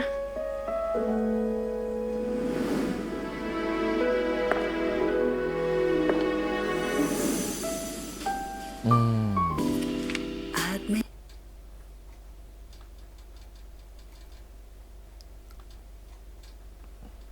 วังนี่ก็เวอร์วังมากเนาะสร้างวังใหม่นะครับผมรวมถึงแบบว่าจัดงานมั่นดูยิ่งใหญ่ชอบแบบหญิงปัดว่าแบบคุณหญิงปัดแบบเราจะต้องจัดให้ยิ่งใหญ่ที่สุดหลายคนสงสัยไหมว่าทำไมแบบว่าหม่อมเจ้าหรือสมัยก่อนเขาถึงมีเงินแบบดูมากมายขนาดนี้นะจริงๆแล้วถ้าระบบก่อน2475คือช่วงก่อนเปลี่ยนแปลงการปกครองเนี่ยบรรดาหม่อมเจ้าขึ้นไปเนี่ยตำแหน่งหม่อมเจ้าขึ้นไปนะฮะหม่อมราชวงศ์นี่ไม่ได้ละอย่างหญิงปิ่นเนี่ยไม่ได้มีเงินละไม่มีเงินเบี้ยหวัดจากทางหลวงละแต่เป็นหม่อมเจ้าขึ้นไปเนี่ยจะได้เบี้ยเป็นพระราชทานจากในวังนะครับผมโดยที่เหมือนกับเป็นเงินส่วนกลางแหละมันเป็นเงินเบี้ยเลี้ยงยังชีพต่อปีนะฮะให้ซึ่งก็จริงๆก็เพียงพอที่จะอยู่ได้ไปตลอดนะฮะแต่บางคนเขาก็จะได้รับมรดกเป็นเหมือนกับแบบที่ดินห้องเช่าอะไรอย่างเงี้ยเขาก็ปล่อยเช่ากันแล้วก็เก็บค่าเช่ากันหม่อมถ้าเป็นพวกผู้ชายเนี่ยก็จะเหมือนกับได้ทำงานราชการนะครับผมไปดำรงตำแหน่งต่างๆในสถานที่ราชการต่างๆแล้วก็ได้เงินก็จะได้เบี้ยจากฝ่ายในอีกนะฮะส่วนผู้หญิงสมัยก่อนเนี่ยจะมีเหมือนกับว่าบางคนเนี่ยเขาจะมีเรื่องตั้งแต่สมัยร.5ก็จะมีแบบอาชีพที่เป็นครูพยาบาลอะไรอย่างเงี้ยนักวิชาการต่างๆก็ยังพอเป็นได้นะครับผมก็ผู้หญิงก็จะรับเบี้ยจากตรงนั้นเหมือนกันแต่สมัยก่อนจะไม่มีการทำค้าขายหรือว่าเป็นแบบพ่อค้าอะไรอย่างเงี้ยเพราะว่าเขาถือว่าเป็นการเสื่อมพระเกียรติก็จะไม่ทำกันเพราะฉะนั้นน่ะเราก็จะเห็นผู้หญิงส่วนก็จะอยู่ในรั้วในวังแกะสลักอาจจะเก็บค่าเช่ากินที่ดินต่างๆนานาไปก่อให้เกิดเป็นประโยชน์ต่างๆขึ้นมาอะไรเงี้ยแต่เริ่มจะแบบว่าขัดสนก็คือหลังจากเปลี่ยนแปลงการปกครอง2475แล้วก็ช่วงกบฏบวรเดชเขาก็จะมีการที่จะเข้ามารัฐบาลเนี่ยเข้ามาตัดเบี้ยหวัดของคนที่เป็นตำแหน่งล่างๆลงมา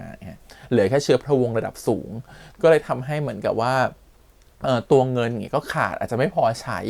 ไม่สามารถจะจ้างคนใช้ได้เหมือนเดิมเราก็จะเคยเห็นตามละครทั่วไปที่พอหลังเปลี่ยนแปลงการปกครองมาหรือช่วงสงครามโลกอะไรอย่างเงี้ยซึ่งเราก็จะเห็นว่าหม่อมหลายคนก็จะเอาวังไปเป็นแบบเป็นหลักประกันในการกู้ยืมหรือว่าสุดท้ายแล้วไปโดนพวกในทุนหลอกในการกู้ยืมเอาเงินมาใช้แล้วก็ยึดวังไปแล้วก็จะเห็นละครประมาณนี้เยอะนะก็คือช่วงนั้นแหละคือช่วงหลังที่เหมือนกับว่า ราชการถูกเปลี่ยนระบบใหม่ไปเอาคนทั่วไปสามารถสอบเป็นราชการได้ไม่ใช่จำกัดกับแค่คนชั้นสูงหรือว่าเป็นบุคคลที่เหมือนแบบต้องเป็นแบบเชื้อพระวงศ์อีกต่อไปมันก็ทำให้เชื้อพระวงศ์ตกงานอะไรเงี้ยหลายคนก็ไม่มีงานทำเหมือนที่เคยเป็นอยู่เหมือนเดิมเงินจากรัฐก็น้อยลงอะไรเงี้ยสุดท้ายก็เลยกลายเป็นว่าก็ต้องไปทำอาชีพค้าขายบางคนก็เปิดร้านอาหารนะฮะเราก็จะมีพวกแบบทำให้มันมีการเอาความเป็นคุณค่าหรือเหมือนกับเอกลักษณ์ที่อยู่ในวังบางอย่างออกมาถ่ายทอดสู่ประชาชนหรือออกมาสู่โลกภายนอกเช่นการทำอาหารต่างๆอะไรอย่างนี้ก็ออกมาเป็นแบบเปิดร้านอาหารซึ่งสมัยก่อนเขาไม่เปิดร้านอาหารเมืองไทยหรอกมันดูแบบคนจะมาว่าเอาเขากลัวเป็นเหมือนกับแบบมันก็จะมีความไวเรื่องของรักษาหน้านิดนึงส่วนใหญ่ก็จะเปิดร้านอาหารกันที่ต่างประเทศมีแบบพวกไปเปิดร้านอาหารที่อังกฤษอะไรอย่างเงี้ยก็มีโดยส่วนใหญ่ก็ประมาณนี้ทำให้รู้สึกว่าโอ้โหทำไมดูทุกอย่างมันดูโอ้อาดูวังมันแบบมีเงินอย่างพระองค์เจ้าเนี่ยน่าจะได้แบบประทานทรัพย์เยอะเหมือนกันอย่างพ่อเนี่ยของเสด็จเนี่ยพ่อของตัวอนินเนี่ยก็น่าจะมีเงินเยอะมากๆรวมถึงลูกชายทั้ง2 คนก็น่าจะรับราชการอยู่เพราะฉะนั้นแต่ละคนก็จะมีงานมีการทำบ้านก็จะมีเงินนะครับผมที่จะหล่อเลี้ยง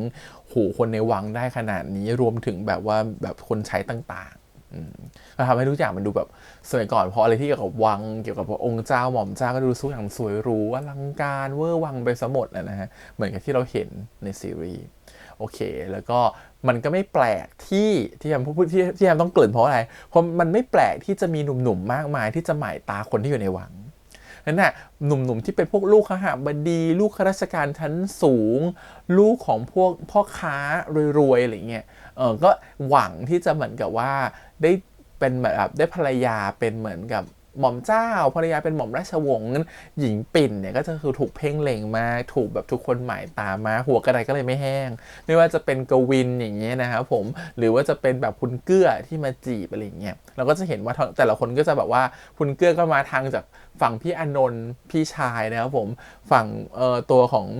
กวินเนี่ยก็มาทางแบบเพื่อนของตัวเองคือสุนีอะไรเงี้ยก็ต่างคนก็ต่างเข้ามาจีบแหละเพราะว่าหวังแบบหญิงปิ่นก็ต้องยอมรับว่าหญิงปิ่นสวยมากถูกไหมและแถมก็เป็นถึงหม่อมด้วยทุกคนก็เอาหวังที่จะอย่างน้อยก็ในมุมของพ่อค้าหรือมุมของลูกคนอื่นก็มองว่าการแต่งงานครั้งนี้นอกจากแบบได้แฟนที่สวยแล้วอีกอย่างนึงก็คือเป็นการเชื่อมสัมพันธ์กับบ้านที่เป็นตระกูลใหญ่งานราชการหรือช่องทางลู่ทางต่างๆในอนาคตก็อาจจะดีขึ้นมันก็อาจจะเป็นแบบนี้ครับเป็นการแต่งงานที่เพื่อพ่อแม่ของผู้ชายก็อาจจะหวังผลส่วนหนึ่งรวมถึงผู้ชายเองก็ชอบที่น้องหญิงสวยอะไรเงี้ยมันก็เป็นแบบนั้นดูเป็นคนเก่งคนฉลาดทุกคนก็เป็นที่หมายตาอยู่แล้วไม่แปลกใจ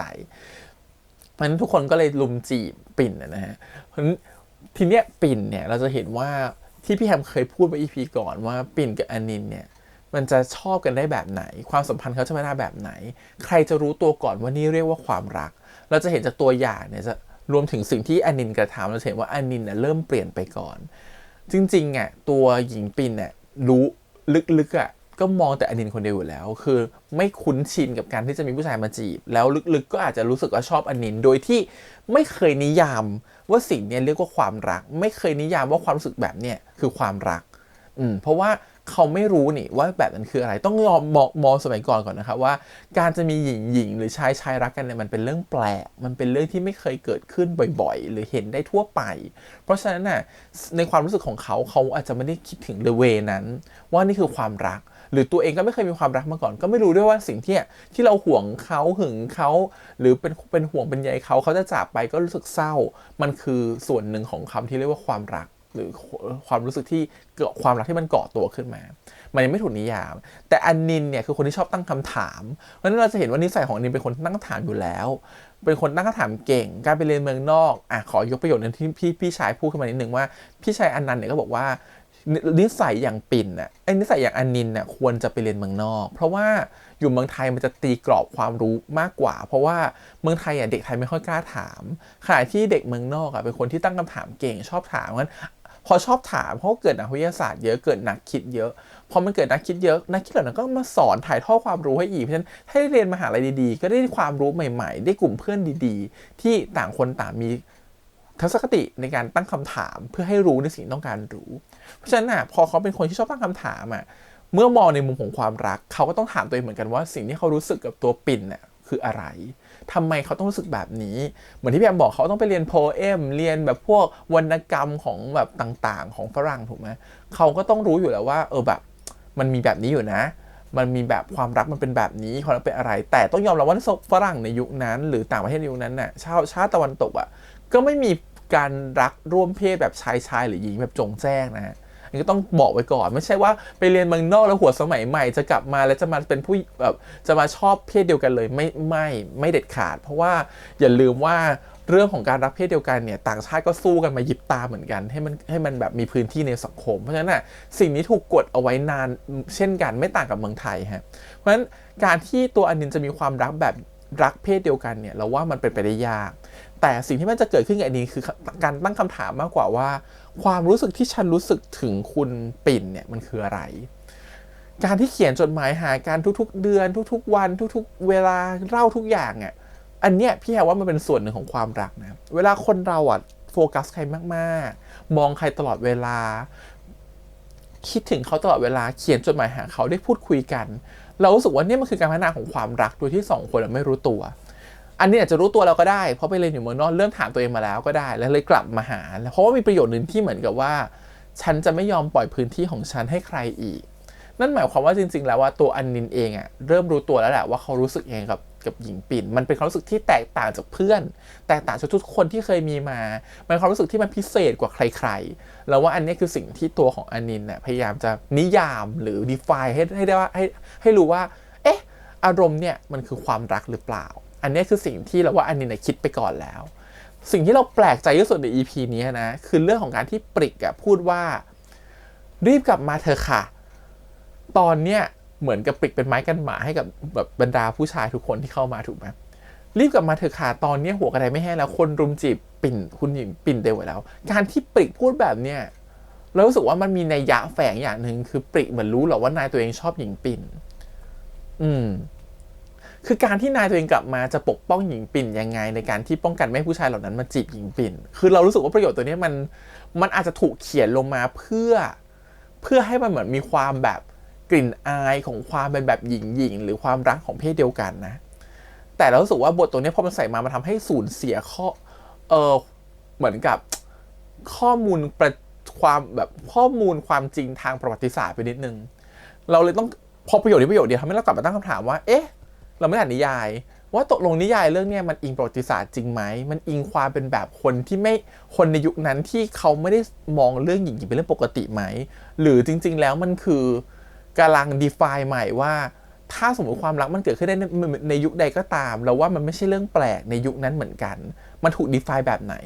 พี่แฮมไม่แน่ใจว่านิยายมันเขียนออกมาแบบไหนนะแต่ประโยชน์ทำให้เราสงสัยว่า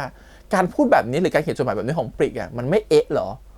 มันเหมือนกับปริกมีมุมมองแบบไหนในการที่มองระหว่างอนินกับตัวปิ่นกันแน่คือเขียนเหมือนกับรู้ว่าอนินชอบปิ่นรู้ว่าอนินอยากจะจีบปิ่นมันเขียนในฟีลลิ่งแบบในการอ่านนะเรารู้สึกว่าไม่รู้ว่าเขาต้องการสื่อแบบนี้หรือเปล่าเนี่ยถ้าสื่อแบบนี้คือมันก็จะมองในมุมของว่ามันเป็นโรแมนติกพาร์ทของซีรีส์วายนั่นแหละแต่ในมุมของเราคือมันสูญเสียความจริงไปตรงที่ว่าอย่างปริกไม่น่าจะคิดว่าผู้หญิง2คนจะชอบกันได้ในมุมของพี่แฮมนะคือปริกไม่ได้มีการศึกษาที่สูงไม่มองเรื่องนี้เป็นเรื่องประหลาดด้วยซ้ำรู้สึกว่าเขาไม่น่าจะมองเรื่องนี้เป็นเรื่องแบบปกติทั่วไปได้โดยง่ายสำหรับเพราะฉะนั้นการที่เขาจะมาเชียร์บอกว่าคุณอนินต้องรีบกลับมานะตอนนี้คนลุมจีบคุณปิ่นเยอะแล้วอะไรเงี้ยแล้วรู้สึกว่ามันเหมือนกับเป็นการใส่ข้อความบางอย่างเพื่อให้รู้สึกว่าเนี่ยแหละตัวละครเริ่มเปลี่ยนไปแล้วในเชิงของการเล่าเรื่องมันช่วยนะมันช่วยในการบอกว่าโอเคเนี่ยแหละคือจุดที่ตัวละคร turning point เหมือนที่แฮมบอกว่ามันจะมี turning point หรือเปล่าในปีก่อนเนาะซึ่งจุดนี้แหละคือจุดที่หลังจากจบมหาลัยมาที่เมืองนอกความคิดของอันนี้คงเปลี่ยนไปเยอะในการมองเรื่องนี้เป็นความรักการที่เขาต้องการวังข้างหลังเนี่ยส่วนหนึ่งก็คือตอนแรกอยากจะอยู่แบบเอกเทศคนเดียวเนาะพร้อมๆกับแบบชวนคุณปิ่นมาอยู่ด้วยแต่การที่ทำวังข้างหลังเพราะหนึ่งอาจจะชอบความเป็นสถาปนิกมั้งอยากจะออกแบบบ้านเองนู่นนี่นั่นอยากจะมีบ้านเล็กๆที่เรียกว่าแบบเห็นหน้าคนที่ตัวเองชอบหรืออยู่กับคนที่ตัวเองรู้สึกมีความสุขด้วยตลอดเวลาอันนั้นก็ส่วนหนึ่งนะฮะแต่เราจะเห็นว่ามันมีต้นสนมาล้อมรอบยังไม่เห็นวังจริงๆนะแต่การที่เขาพูดว่าเป็นวังสนเนี่ยมีต้นสนล้อมรอบส่วนมันอาจจะเกิดจากการที่เขา รู้แล้วว่าความรู้สึกของเขาในใจลึกๆชอบปิ่นมันเป็นไปได้ไหมว่าเขาอยากจะอยู่กัน2 คนในวังหลังโดยที่ไม่มีแฟนอีกเลยนี่คือความคิดสุดโต่งของอันนินหรือเปล่าก็เลยพยายามจะสร้างต้นสนเนี่ยมาบังวิวทิวทัศน์ต่างๆให้คนมองไม่เห็นการกระทำต่างๆที่มันจะเกิดขึ้นในวังที่อยู่ด้านแบบอยู่ท้ายวังอะไรเงี้ยอันนี้คือความคิดของเขาหรือเปล่าเหมือนที่แบมเคยบอก EP ก่อนว่ามันอาจจะเป็นความคิดที่แปลกแยกคือ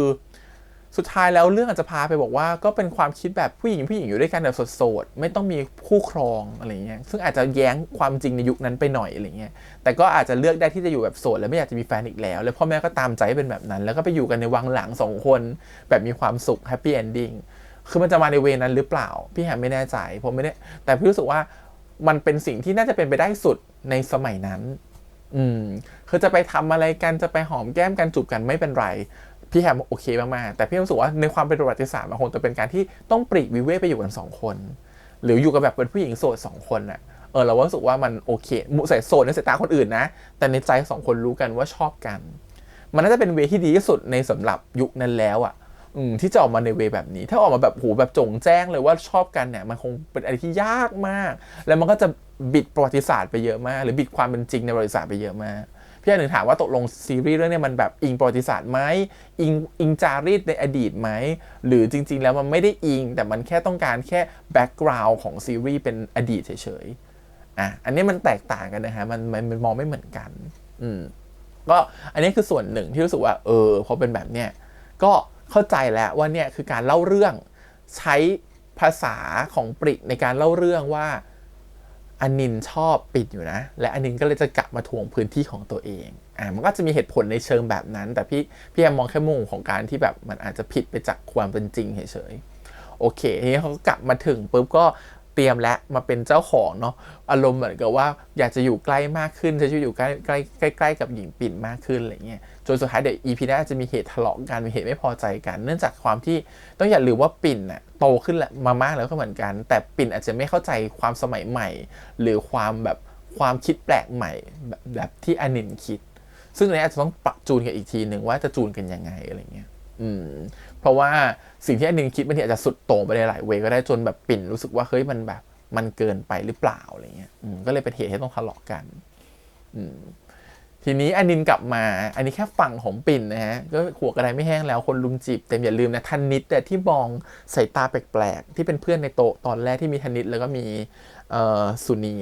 ธนิตแต่ที่มองด้วยสายตาแปลกๆเราก็ว่าธนิตตอนแรกคิดว่าจะชอบพี่กวินป่ะไม่ใช่หรอกมันเป็นไปไม่ได้ธนิตก็คือมีความรู้สึกกับจริงๆก็คือแอบรักตัวของปิ่นเหมือนกันก็กลายว่าตอนนี้เป็นรัก3 คนนะ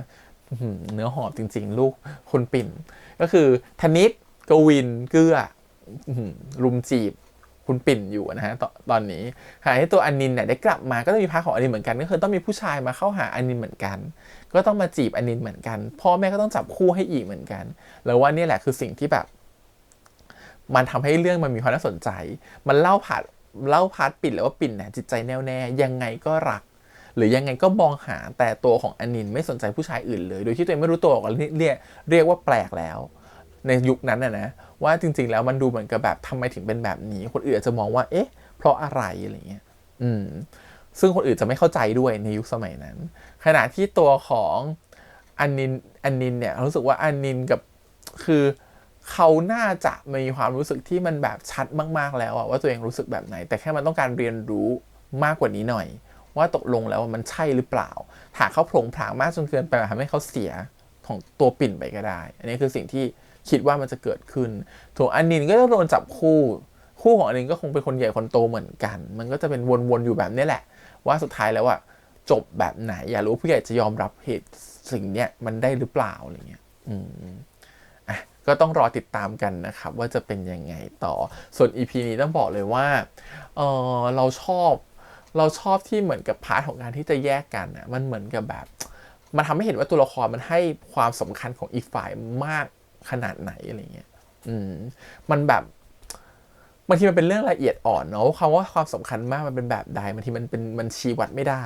แต่ในมุมของตัวละครมันแสดงให้เห็นว่าจริงๆแล้วตัวละครมันเป็นห่วงเป็นใยกันขนาดไหน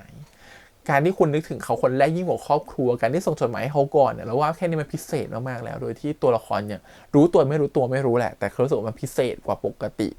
แน่นอนอะไรเงี้ยเพราะฉะนั้นการที่เขาทำเป็นแบบนี้ความรู้สึกที่มันพิเศษมากกว่าคนอื่นมันก็คือความรักนี่แหละโดยที่เขาไม่รู้ตัวก็ต้องรอติดตามชมนะฮะว่าจะเป็นยังไงแต่ถ้าสมมติว่าตัวของน้องปิ่นเนี่ยจะไม่เอาคุณเกื้อหรือจะไม่เอาคุณกวินเนี่ยก็คิดว่าคงมีคนพร้อมรับอีกเยอะนะฮะหล่อขนาดนั้นรอดูนะครับผมชอบรู้สึกว่าเป็นเคมีที่มันแบบด้วยความที่เป็นฟรีนเบคด้วยแหละแล้วพอมันเป็นอยู่ในบทของคุณปิ่นกับคุณอนินท์เนี่ยจริงๆเราแทบไม่คิดเรื่องของโพสิชันเลยนะว่าใครจะเป็นโพไหนเพราะรู้สึกว่ามันมีความลื่นไหลมากๆของความรู้สึกแบบวันนี้ฉันอยากจะเป็นแบบนี้วันนี้ฉันจะเป็นแบบนี้เพราะฉะนั้นพี่แฮมเลยตัดเรื่องไปเลยแล้วก็มองว่านี่คือความรักของคนสองคนที่มันเกิดขึ้นถ้ามันเกิดขึ้นแล้วสองคนจะมีความรู้สึกแบบไหนมันก็เป็นเรื่องที่ต้องต่อไปหลังจากนั้นก็โอเคครับก็สำหรับ EP นี้ประมาณนี้ทำให้ฉันหิวข้าวมากทั้งขนมนมเนยต่างๆที่เขากินกันในซีรีส์อยากไปกินตามแล้วโอเคงั้นฝากไว้ด้วยครับกับช่อง ADS Channel นะครับฝากกดไลค์กดแชร์กด Subscribe ติดตามเสียงทาง YouTube Instagram Twitter แล้วก็ Facebook วันนี้พี่แฮมไปก่อนนะครับ